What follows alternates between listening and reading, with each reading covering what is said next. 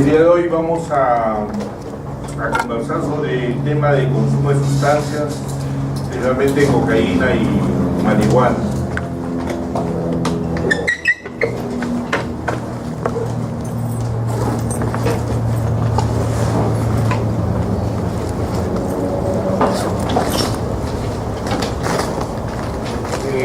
Una clasificación práctica de las sustancias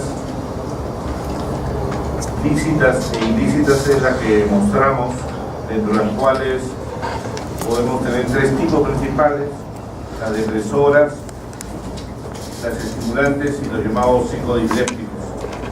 Dentro de las depresoras, los que predominan principalmente son los opiáceos, el cannabis, los inhalantes, los barbitúricos y tranquilizantes y obviamente el alcohol. Los estimulantes, la cocaína, las anfetaminas, drogas de diseño que está en esta época ingresando al mercado mundial, y los psicodilépticos, los que producen alteración de conciencia con alucinaciones y estados alterados de conciencia en general: el LSD, ayahuasca, San Pedro, hongos, floripondio y otros que se utilizan en el mercado nacional.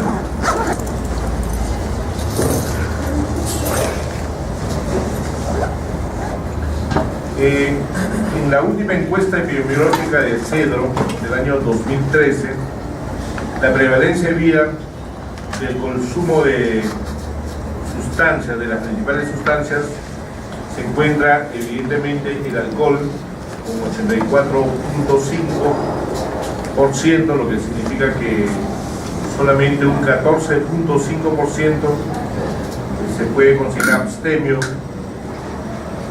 Tabaco, 54.8%, la marihuana, 7.5%, y la cocaína y derivados, 4.1%. Esta encuesta es la última realizada por CEDRO a nivel nacional y representa pues la probabilidad que una persona entre los 15 a 45 años consuma una sustancia lícita e ilícita en este caso. La Asociación Médica Americana considera que la adicción es el ansia vehemente, la búsqueda activa y el uso compulsivo e incontrolable de drogas para propósitos no médicos, a pesar de las consecuencias negativas en la salud y en lo psicosocial en términos generales. Entonces, acá se puntualiza el tema de ansiedad vehemente, compulsividad, falta de control, y a pesar que la persona sabe que hay consecuencias negativas tanto en la salud como en la propia organización social y psicosocial del individuo. Tanto la OMS como la UNESCO consideran que hay diversas formas de consumo de sustancias lícitas e ilícitas. La primera forma es la experimental, la primera vez, la experimentación para saber cómo es. Los usuarios en cocaína y pasta particularmente le dicen quebrar o reventar la boca. El primer cigarro fumado le dicen reventar la boca.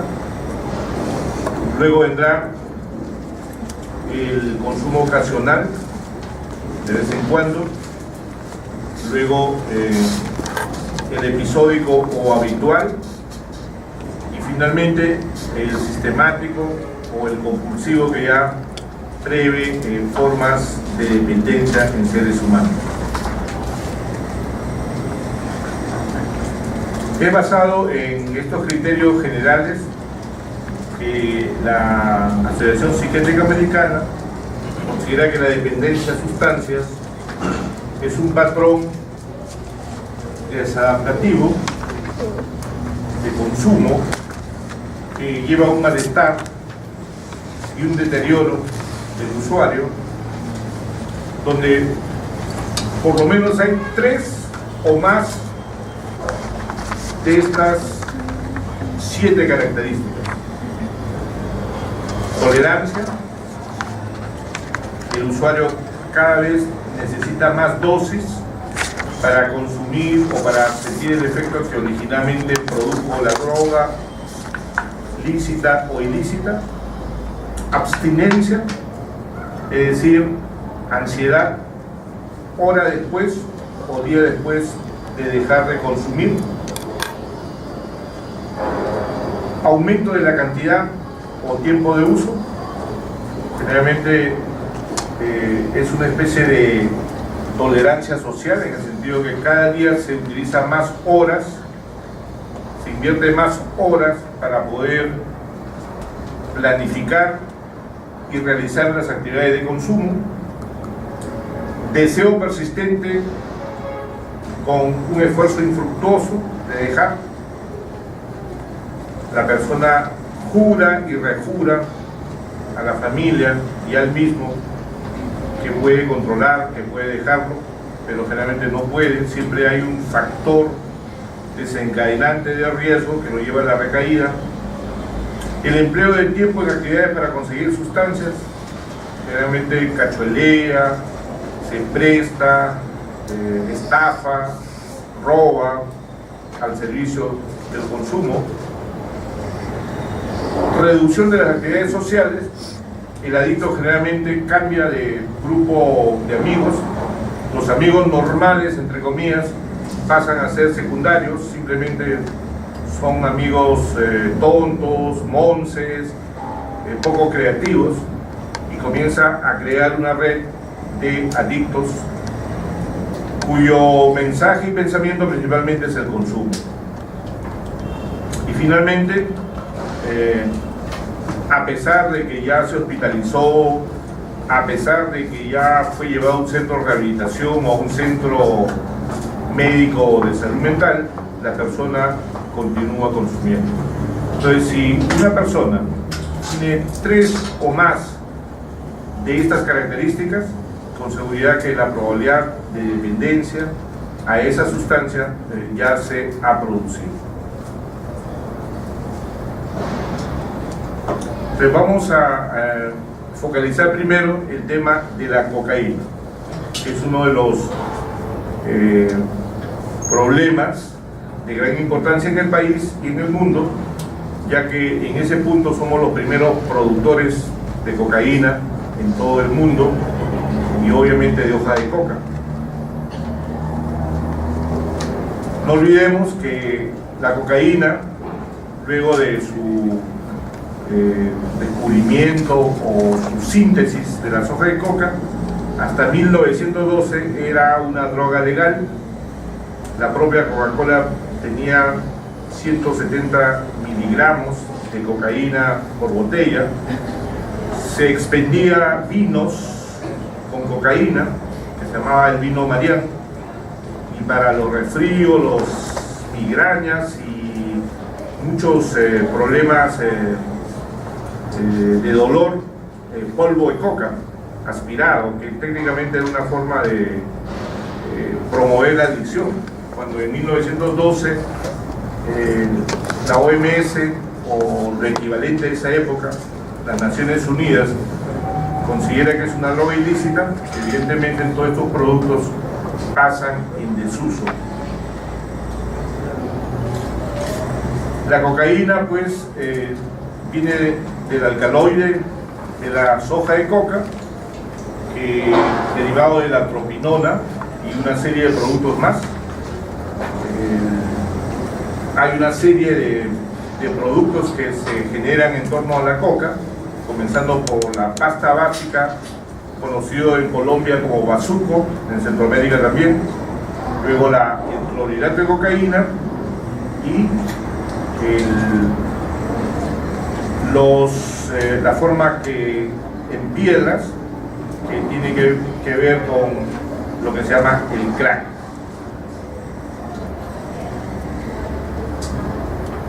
El mecanismo de acción de la cocaína es el bloqueo competitivo de la bomba de recaptación de dopamina. Así como los antidepresivos modernos son bloqueadores competitivos de la serotonina, de la bomba de recaptación de serotonina, la cocaína es bloqueador competitivo de la bomba de recaptación de dopamina. Como ustedes saben, la actividad dopaminérgica es la causante de la euforia y en grados extremos de la psicosis en seres humanos. Entonces, una sustancia química que aumenta los niveles de dopamina bloqueando la bomba de recaptación, evidentemente podrá generar un espectro de cambios psicológicos que tendrían que ver con lo que hemos descrito. En el esquema tenemos la molécula, que es la bomba de recaptación, las moléculas de color anaranjado son moléculas de dopamina. Hay receptores específicos de dopamina en la bomba de recaptación que generalmente cuando en el intersticio se mantiene una cantidad son llevados al interior de la célula, pero lo que hace la molécula de cocaína es bloquear estos receptores y evitar que la dopamina sea recapturada. En esa condición aumentan los niveles de dopamina y se producen los efectos psicológicos que ya estamos describiendo. Químicamente, la cocaína es 2-metil-3-benzileconina. Ustedes como médicos van a recibir muchos requerimientos de las familias para saber si los hijos de los pacientes o de las familias que van a requerirlos están consumiendo drogas o no. Y una forma es hacer el examen de orina, el estudio antidoping, donde ustedes tienen que poner metabolitos en orina, 2 puntos, metilenconina, que sería para cocaína, y para marihuana sería tetrahidrocannabinol. Entonces ustedes piden en su recetario metilenconina, tetrahidrocannabinol, y en cualquier laboratorio moderno puede consolidar, digamos, el nivel de nanogramos de consumo. Como ustedes saben, la cocaína se absorbe por todas las vías, pero sobre todo por mucosas y vía pulmonar, se metaboliza por el hígado y se excreta por la vía urinaria. Es por eso que el examen principalmente es urinario, pues a través de una muestra de orina. Generalmente el tiempo de vida media, tanto de la cocaína como la marihuana, es de 3 a 4 días como máximo. Pasado eso puede salir negativo. Recuerden que existe consumo pasivo, tanto en pasta como en marihuana. Hemos tenido experiencia con jóvenes que refieren nunca haber consumido, pero salen positivos. ¿Por qué? Porque van a fiestas, a reuniones donde sus amigos consumen y ellos pasivamente absorben un nivel de humo de pasta, cocaína o de marihuana. Y en la medida que eso se concentra, ellos pueden salir positivos. Recuerden que en la década, hace unos 10 a 12 años, un arquero de la selección peruana en Bolivia tomó sus hojitas, su mate de coca, y salió positivo en una prueba antidoping. 2 filtrantes de coca, de hoja de coca, puede generar por lo menos 300 nanogramos por mililitro, que es la base mínima a partir del cual sale positivo la cocaína. Como señalábamos, nuestro país es el primer productor de hoja de coca, a pesar que un 5% de la producción se utiliza con fines legales a través de la ENACO, pero el 95% son con fines ilegales. En realidad este es un problema porque la coca es un cultivo que no necesita mucho cuidado. El campesino lo siembra y lo deja. Y puede producir una planta 30 y 40 años consecutivos. Y puede tener de 4 a 5 cosechas al año. De 4 a 5 cosechas al año. Los campesinos que siembran papa generalmente cosechan solamente una vez al año. O máximo, si tienen riego eficiente, 2 veces al año. Pero en coca, en hoja de coca, es una planta que a largo plazo, que generalmente no necesita un cuidado especial, crece como mala hierba, como arbusto, y obviamente el narcotráfico está al acecho de los campesinos. Entonces, ustedes saben lo que significa PBC. Ya, también significa Perú, Bolivia y Colombia, ¿no? La vida le ha puesto el reto a Perú, Bolivia y Colombia de producir la soja de coca y la cocaína en todo el mundo.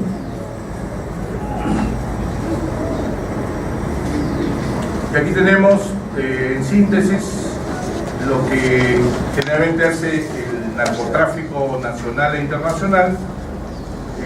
Se usa hoja de coca.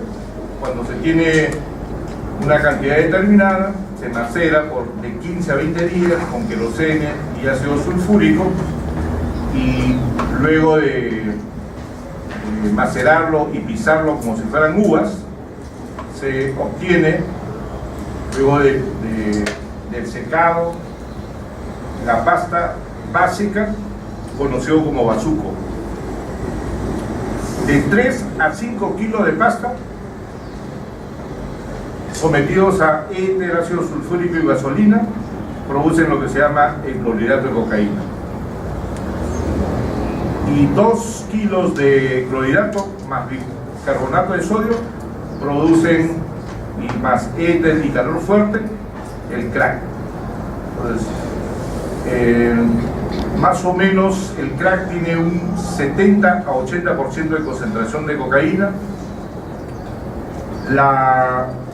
El sulfato de cocaína o la cocaína propiamente dicho, el clorhidrato, tiene un 50 a 60% y la pasta un 40%. Pero la pregunta sería, ¿cuál de estas drogas es más adictiva? El que tiene más concentración, en este caso es el crack.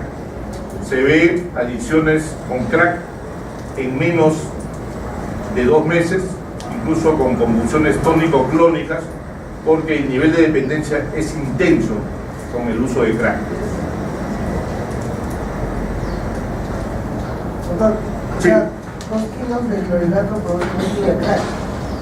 Más o menos. Esas son la media. Ahora, claro está que no les estoy dando la fórmula para que se los hagan ricos, pero por lo menos para que tengan la idea de cómo es el negocio. Alguna vez estuve en el Brasil haciendo un doctorado y mi tesis fue de campo, la violencia en las calles de Río de Janeiro.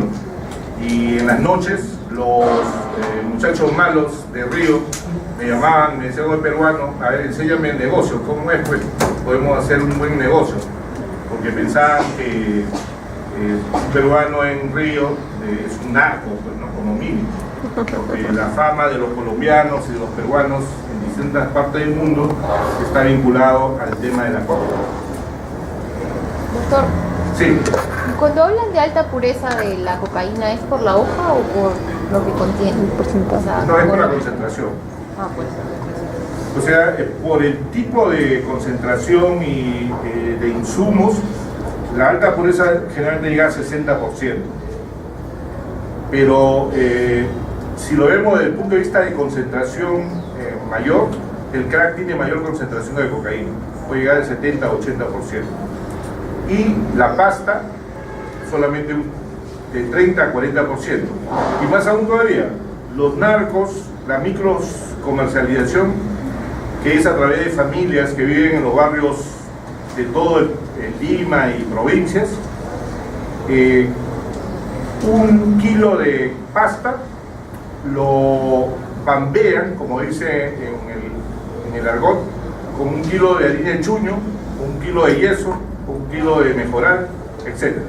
Entonces tienen 2 kilos. Entonces hay pastas bambas y pastas firmes.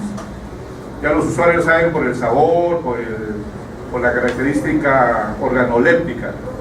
Entonces, de alguna forma los usuarios se refieren a la cantidad de cocaína que un producto tiene en términos específicos. Bien, si la cocaína es inhalada, el efecto máximo se da en 10 minutos y dura 1 hora, el efecto euforizante. Es por eso que cada hora o cada 2 horas los usuarios consumen una línea, es decir, una parte de 1 gramo.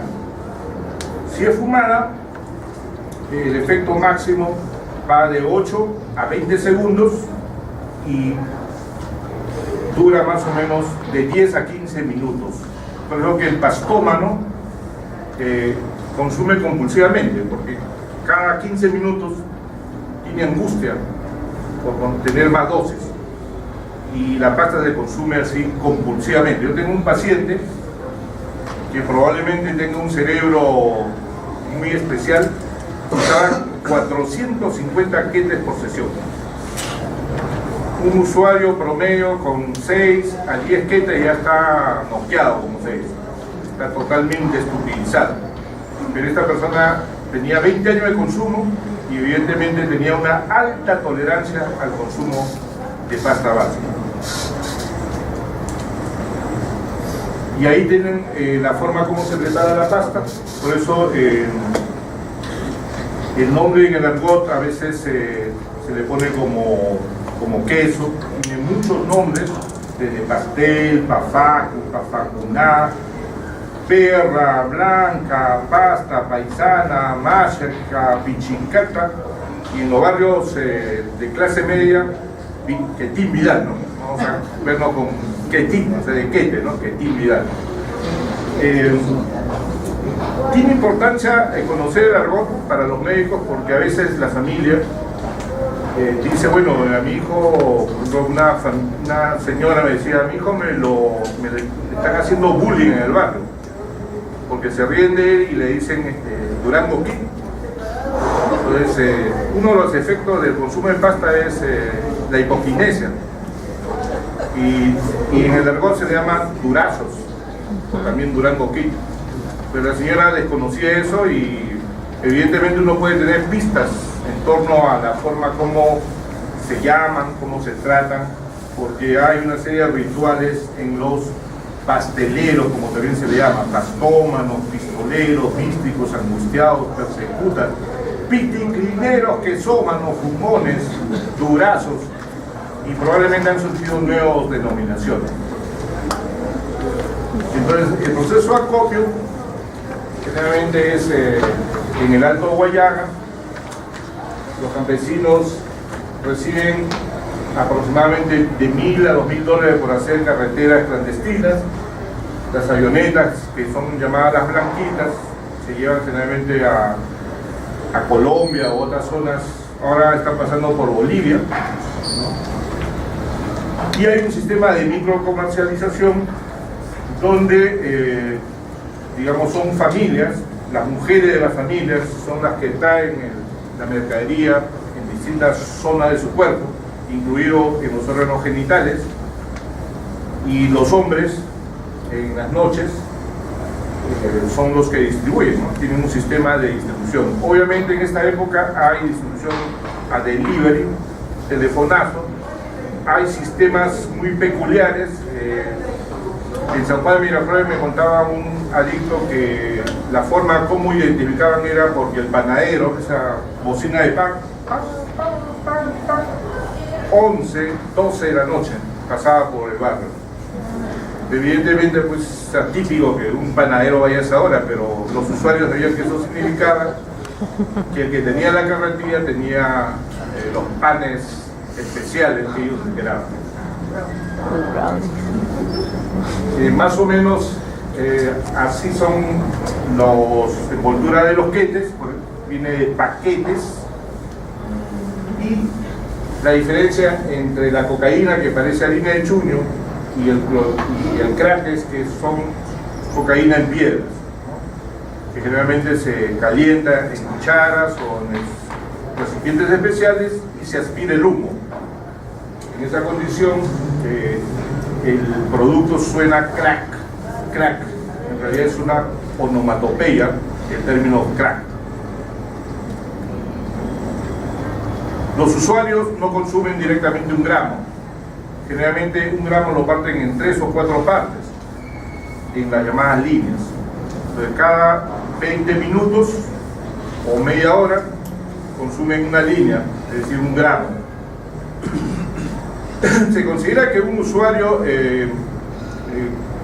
con tolerancia puede consumir de 2 a 4 gramos por sesión, pero los que llegan al borde límite de 6 a 7 gramos por sesión una noche pueden hacer un infarto cardíaco o un infarto cerebral, porque como ustedes saben es vasoconstrictor muy intenso. De ahí porque las señoritas que llevan cocaína en sus intestinos, las murrias como le llaman, cuando se revienta una bolsa que tiene 10 gramos, ya no hay forma de ayudarlas, porque 10 gramos produce una vasoconstricción generalizada tanto en el corazón como en el cerebro, y la muerte es casi inmediata. Esto ya está. Qué raro. Está retrocediendo. Está retrocediendo.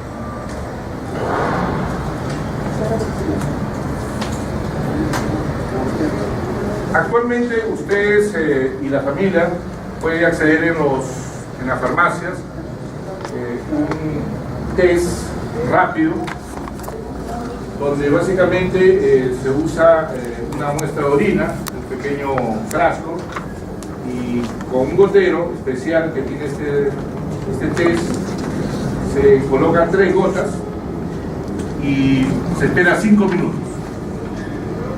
Se obtiene la muestra, se deposita 3 gotas en este lado y en esta zona se encuentra este sistema. Sale positivo cuando en la parte superior se marca rojo intenso, una sola raya. Es negativo cuando salen 2 rayas, ya sea rayas intensas o raya intensa y menos intensa. Y generalmente sale negativo cuando la raya en la parte baja es evidente. Entonces, con esto se puede hacer un diagnóstico rápido de consumo de drogas. ¿Y cómo hacerlo? Cuando los padres tienen dudas de que sus hijos consumen, porque como ustedes saben existe el concepto de la negación. Todos en el barrio saben que el joven es consumidor, pero los padres se niegan. Están convencidos que ellos le han dado valores y que sus hijos pues no son de esa calaña. Desoyen los consejos, las ideas, incluso se pelean con la familia porque por ahí le dicen creo que se está juntando, etc. Entonces hay que decirle, mire señora, déjele que su hijo haga este fin de semana lo que sabe hacer, que se vaya el sábado, que se boletee bien, y el domingo va a llegar. ¿A qué hora llega? Generalmente 10 de la mañana ya. 10 de la mañana lo recibe usted, su esposo le explica que se le va a hacer una prueba, ambos entran al baño, el padre o el hermano mayor tiene que observar que él orina directamente en el frasco, porque ellos en el mundo de las drogas, estos muchachos saben cabrear, como se dice. Ya en el hospital hemos tenido muestras que han salido prenocticón positivo.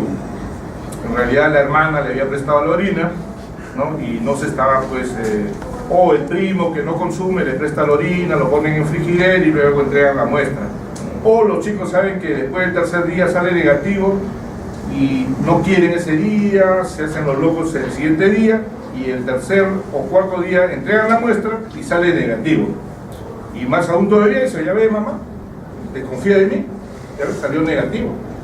y eso puede generar dudas. Entonces tiene que ser casi inmediato al consumo para que esta muestra pueda salir positiva.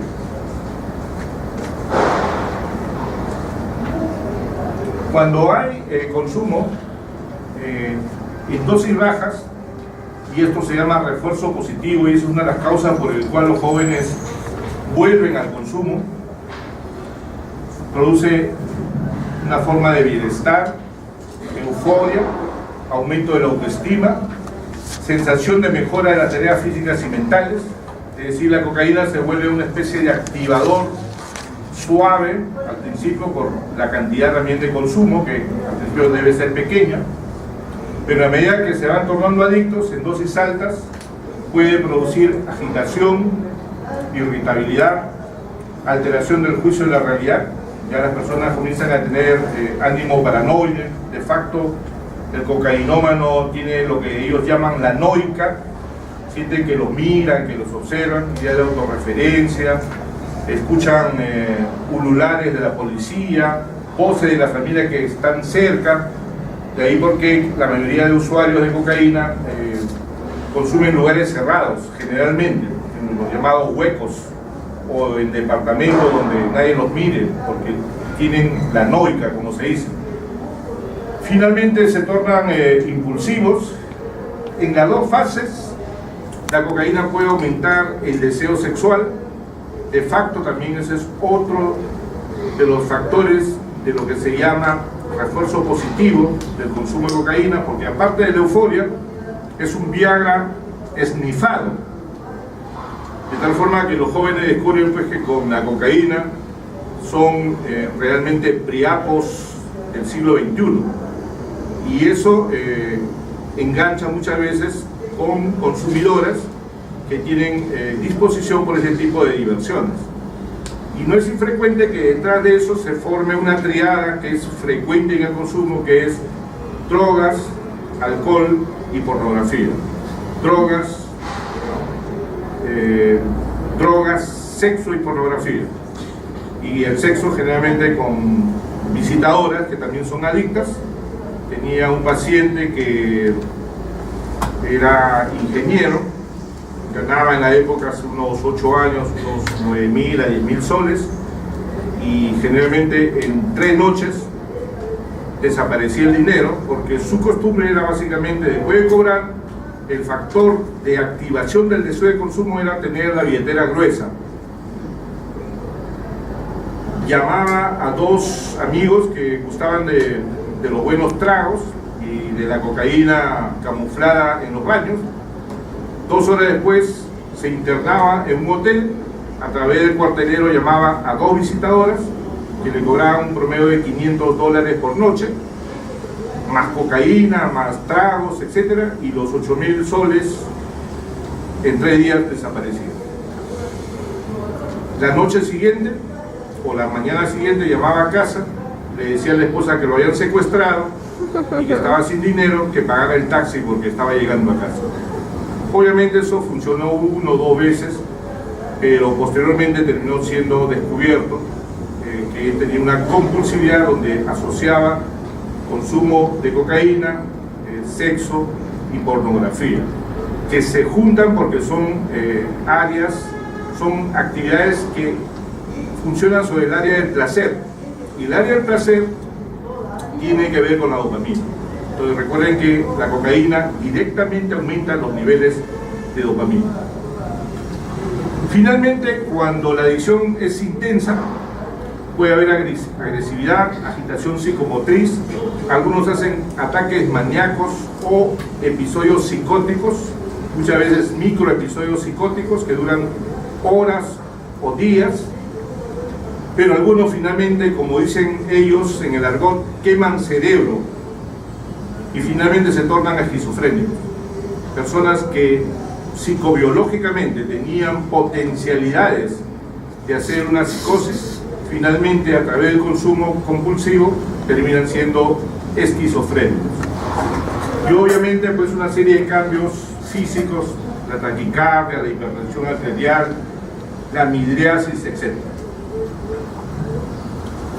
Los efectos más severos que puede producir la cocaína son efectos cerebrovasculares, donde el infarto cardíaco y el infarto cerebral, el estatus epiléptico, la depresión respiratoria generalmente llevan a la muerte.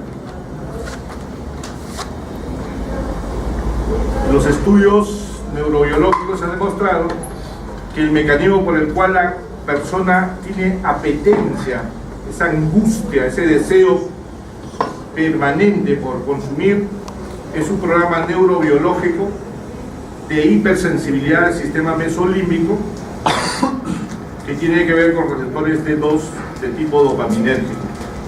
A ese fenómeno se le conoce el nombre de craving, es decir, un fuerte impulso de consumo de sustancias psicoactivas que está mediado por un programa de un área o un conjunto de células neuronales que se especializan en el deseo de consumo.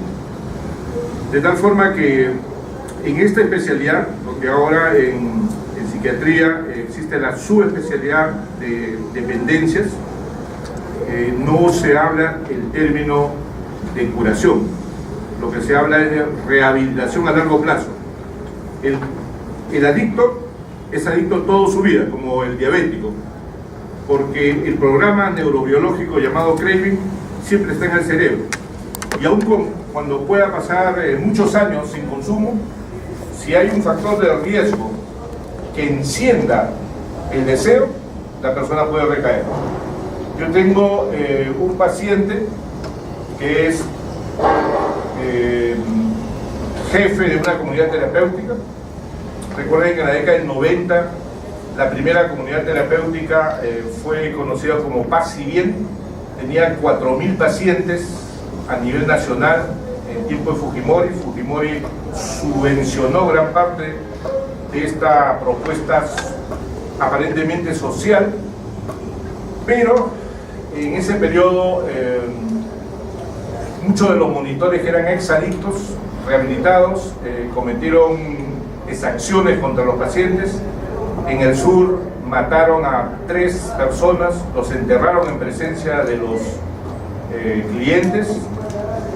Quisieron hacer un pacto de silencio, pero finalmente la prensa se enteró. La policía capturó a todos los jefes operativos de esta organización. La hermana Juana fue una de ellas con su esposo, que finalmente el esposo murió en la cárcel hace unos 10 años. Y de ahí han surgido las comunidades terapéuticas que hoy conocemos. Algunas son paloterapia y otras son cristoterapia. Muy pocas han evolucionado a ser comunidades terapéuticas orientadas y dirigidas por profesionales como psiquiatras, psicólogos. La mayoría tiene esta concepción. De tal forma que esta persona que menciono tiene 18 años de no consumo. Me contaba que hace un par de años, un sábado, llega a la casa de una tía. Se había olvidado que era su cumpleaños o que estaban celebrando el cumpleaños. Finalmente él se encuentra con primos y conocidos que estaban embriagados. Ya la euforia se había manifestado en el grupo, y a pesar que tenía 18 años de no consumo, él me dice: estuve 15 minutos y me comenzó a venir el gusano. En el argot de consumo de pasta hay 2 denominaciones: el dengue y el gusano. El dengue es equivalente a la ansiedad de consumo. La persona comienza a sentir una ansiedad, ideas ansiosas de consumo, y el cuerpo tiembla, como si fuera un síndrome de abstinencia físico. Y el gusano es una sensación de aumento del peristaltismo intestinal con deseo de defecación casi inmediata. Generalmente los adictos a pasta, cuando tienen el gusano, lo primero que hacen es agarrar su quete, meterse al baño, defecar, consumiendo su quete de pasta. Entonces él obviamente lo que hizo fue despedirse inmediatamente, llegar a casa y encerrarse 3 días bajo medida de seguridad, porque le duró 2 días el craving intenso, 18 años después, lo cual significa que aun cuando ellos puedan tener un autocontrol, el mecanismo neurobiológico está ahí, y es una de las causas de recaída permanente en personas que no tienen mecanismos de autoayuda en forma permanente. Y este es zonas donde los programas neurobiológicos del craving se forman. Por ejemplo, en alcohol es en la zona mesolímbica, y en la parte baja de la zona mesolímbica tenemos la zona de cocaína, de heroína, de nicotina. De alguna forma es como haber generado programas neurobiológicos en el propio cerebro que se especializan con recuerdos, con imágenes, con pensamientos, con sensaciones vinculadas al consumo. Uno de los factores de riesgo de consumo en los adictos es volver a escuchar la música con la cual consumían, ingresar a lugares donde consumían, hablar con personas que hablan de consumo, tener dinero en el bolsillo, o ver personas que están consumiendo o pasar por huecos donde se consume. Eso activa el deseo y puede ser un factor de recaída. Entonces, en el tratamiento tiene que haber aspectos médicos generales, desde el tema de la hipertensión arterial, el monitoreo cardiovascular, si hay evidentemente crisis convulsivas o psicosis, también hay un tratamiento específico. Generalmente el microepisodio psicótico no dura más de 72 horas, uso corto de neurolépticos como la risperidona en una dosis de 2 a 4 miligramos puede ayudar notablemente. Y en relación al síndrome de abstinencia, generalmente los adictos necesitan sustancias químicas que aumenten los niveles de dopamina, porque cuando crónicamente han usado cocaína, los niveles de dopamina están bajos, y el mecanismo por el cual hay el deseo de consumo es por una hipodopaminergia, no por una hiperdopaminergia. Hay dos sustancias que se utilizan que son hiperdopaminérgicos suaves: la bromocriptina, que se usa a dosis de 0.6 a 1.8 miligramos cada 12 horas, más o menos hasta 20 días, y la amantadina de 100 miligramos cada 12 horas durante 4 semanas. Luego se desactiva lentamente. El 50% de los adictos, tanto alcohólicos como de drogas, generalmente tienen depresión y tienen que recibir un tratamiento con antidepresivos. Hay un antidepresivo que tiene el mecanismo parecido a la cocaína, que es bloqueador selectivo de la bomba de recaptación de dopamina, que es el bupropion, pero en forma suave, lo cual hace que aumenten los niveles de dopamina y el deseo de consumo disminuye. La carbamazepina también, sobre todo para el autocontrol, porque el consumo de drogas es considerado una forma de pérdida de control de impulsos para el consumo de sustancias. El autocontrol tiene que ver autocontrol cognitivo, emocional, del manejo del dinero, de la impulsividad, del consumo de drogas, del consumo de alimentos y otra serie de autocontroles que el ser humano generalmente desarrolla a partir del lóbulo prefrontal. De facto, hay una falla prefrontal en los consumidores adictos, porque el daño que se produce principalmente es prefrontal. Bien, luego la marihuana, como ustedes saben, es la sustancia ilícita más consumida en todo el mundo, donde el principio activo es el delta 9 tetrahidrocannabinol, y las preparaciones más potentes provienen de las partes altas de la flor, que exuda una resina que desecada tiene características marrón o negruzca y que es conocido con el nombre de hashish. Eso tiene importancia porque en las ciudades, en Lima particularmente, los jóvenes prefieren una marihuana reforzada.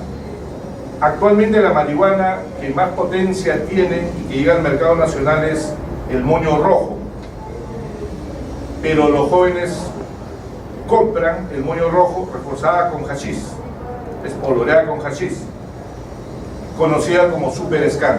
Entonces, seguramente en el arcón alguna vez han escuchado que los consumidores gustan del Super Scar. Obviamente los precios son diferentes.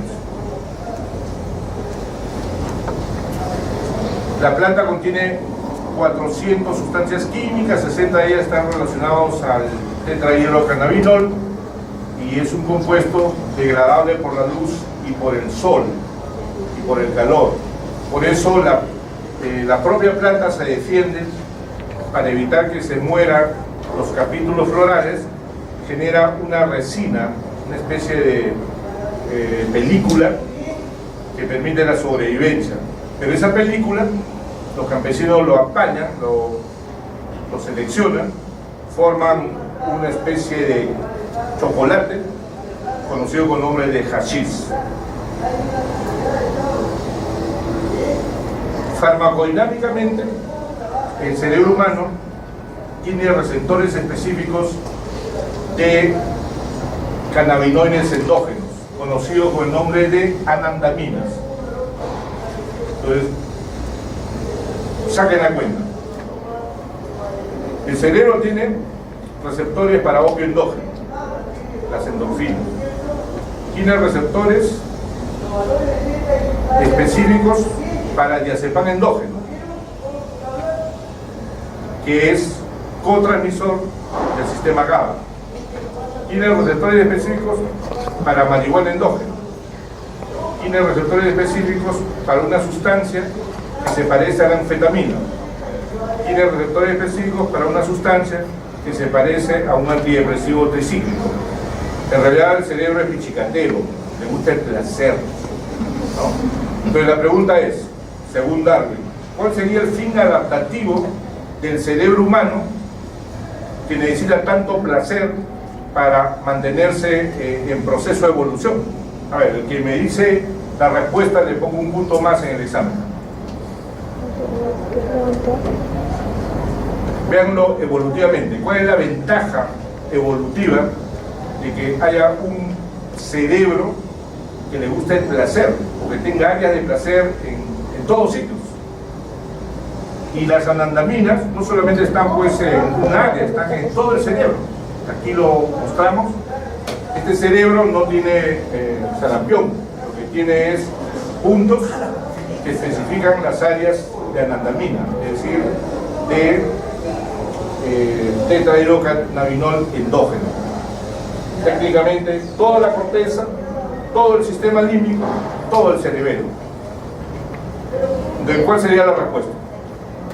La respuesta está filogenéticamente de que también tenemos receptores vinculados a situaciones que pueden ser dolorosas o agresoras al sistema nervioso. Tenemos receptores del dolor, de la cólera, de la impulsividad, de situaciones emocionales de tristeza, cosas negativas que si existieran solas, técnicamente el ser humano hubiera desaparecido, colapsado como especie. Tenía que compensar en el transcurso de la evolución filogenética y ontogenética con áreas cerebrales que les dé estabilidad emocional o placer o ganas de vivir.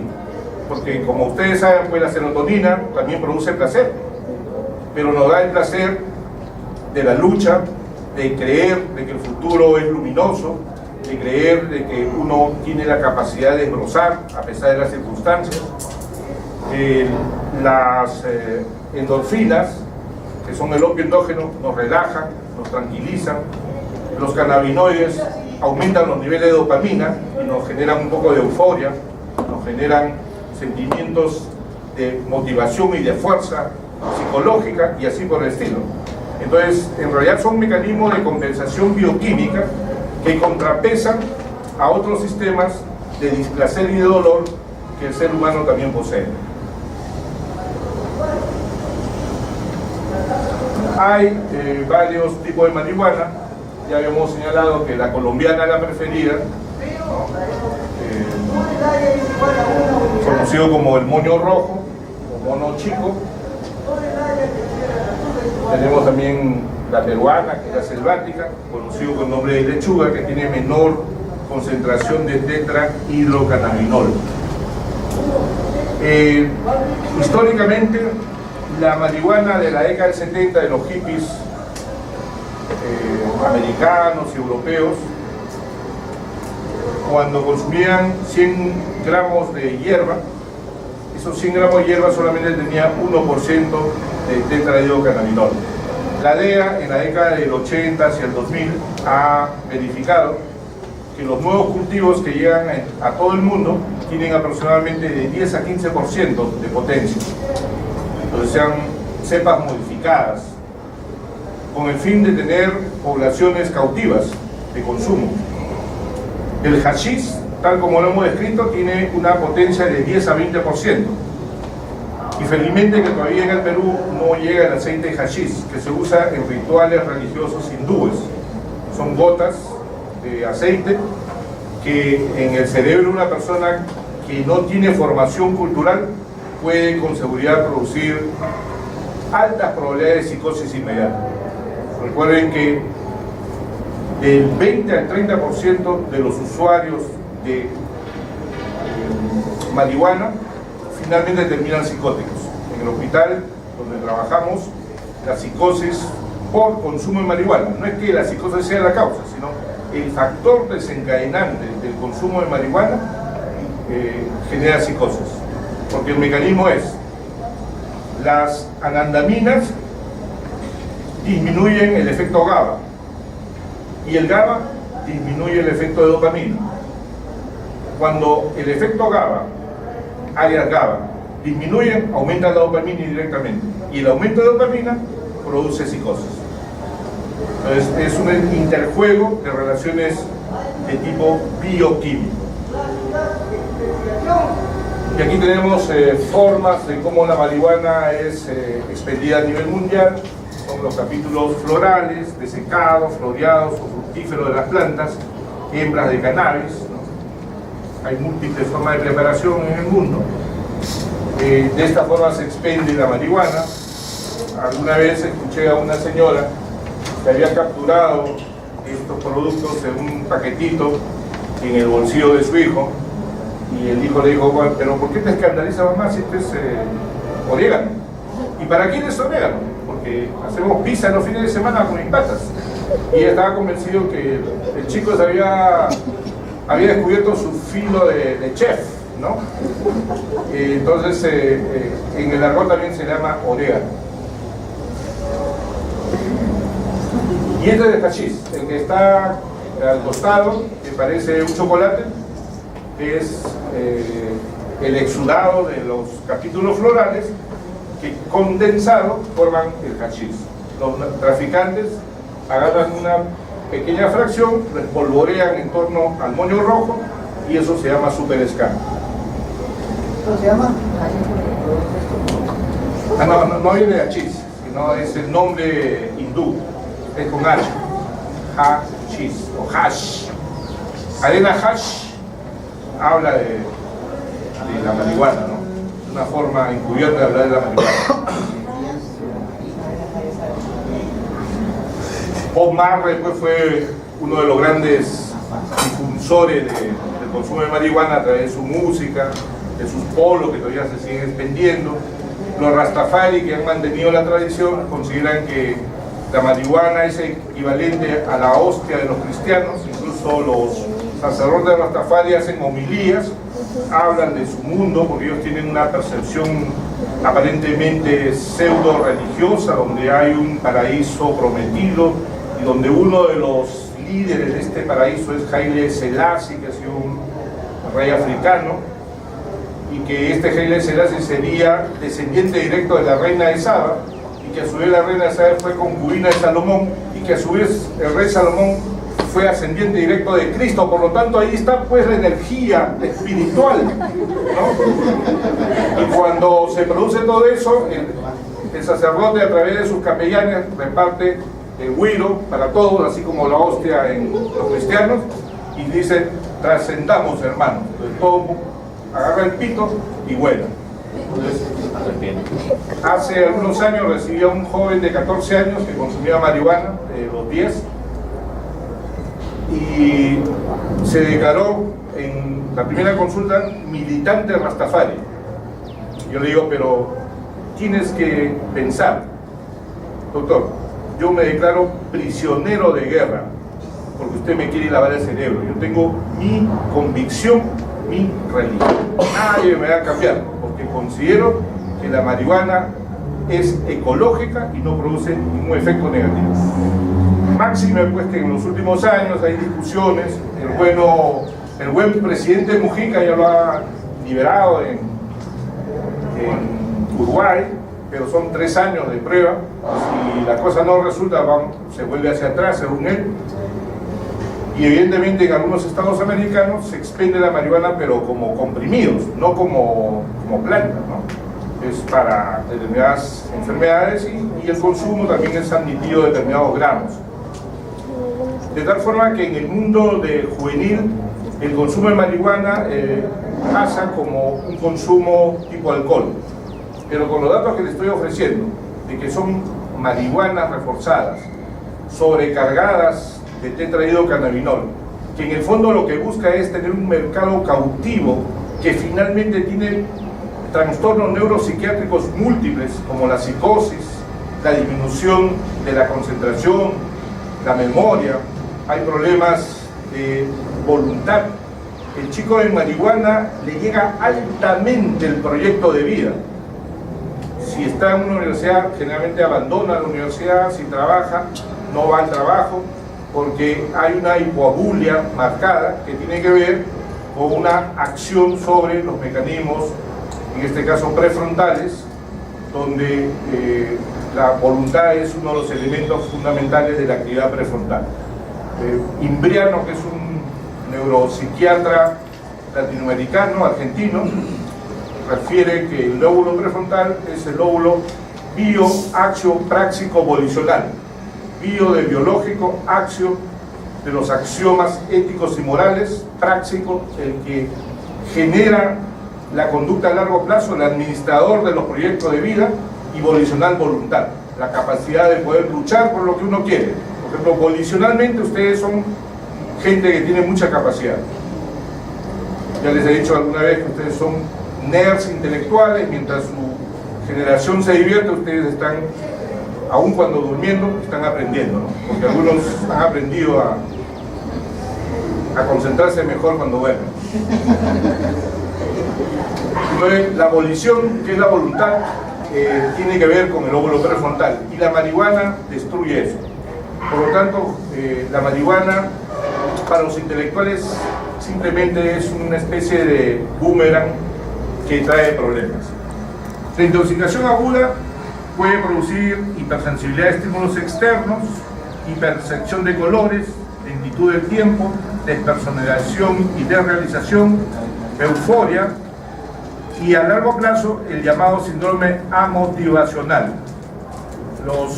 La escuela cubana le llama el síndrome apatoabúlico, donde realmente la apatía, la energía, la pereza predominan en la conducta de estos jóvenes.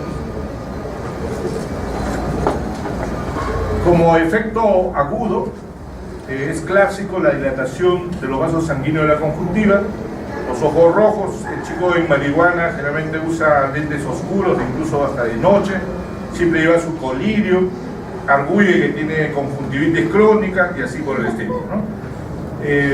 Y hay un segundo dato físico. Luego del consumo, 1 o 2 horas después, se produce un aumento del apetito.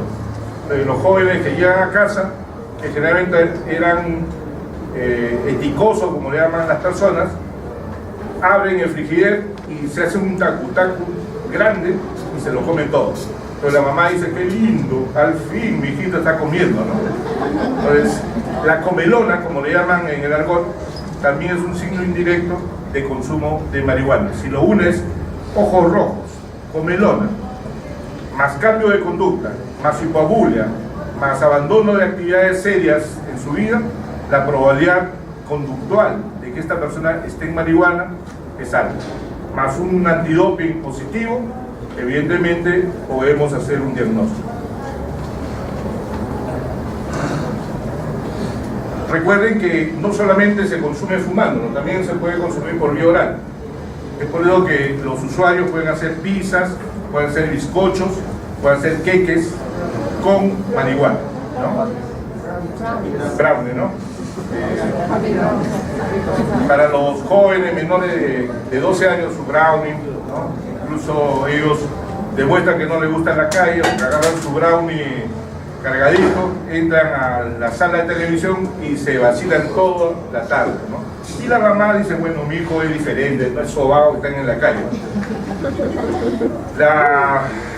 El narcotráfico no tiene bandera, no tiene lealtades a nadie.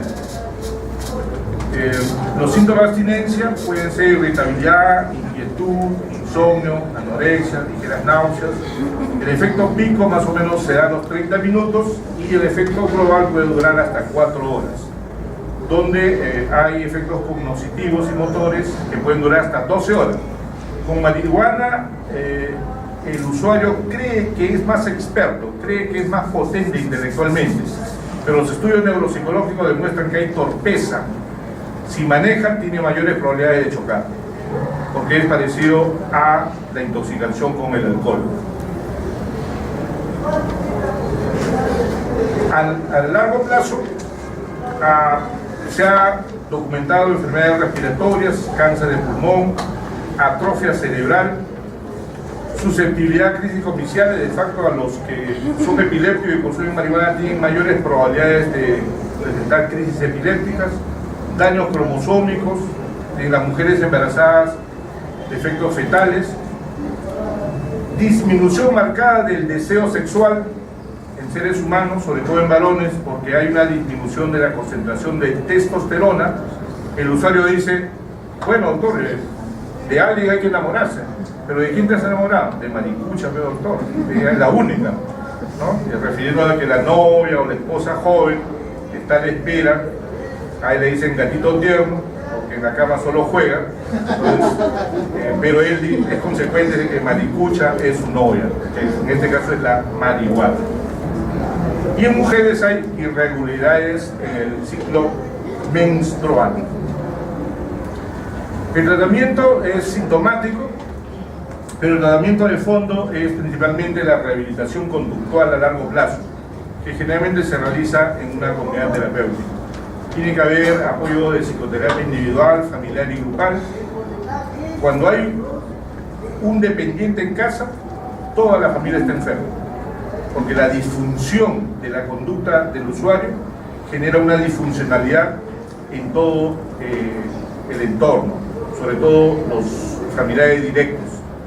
Por lo tanto, cualquier tratamiento individual tiene que pasar necesariamente por una terapia grupal, para que sepan manejar los refuerzos positivos y negativos de consumo y sobre todo la manipulación que el usuario aprende generalmente para continuar el consumo. Puede usarse en casos específicos antidepresivos, porque ya hemos dicho que muchos son depresivos que finalmente llegan a las drogas por depresión, o ansiolíticos para los síndromes de abstinencia, pero principalmente el tratamiento es conductual. Muy bien, con eso cerramos.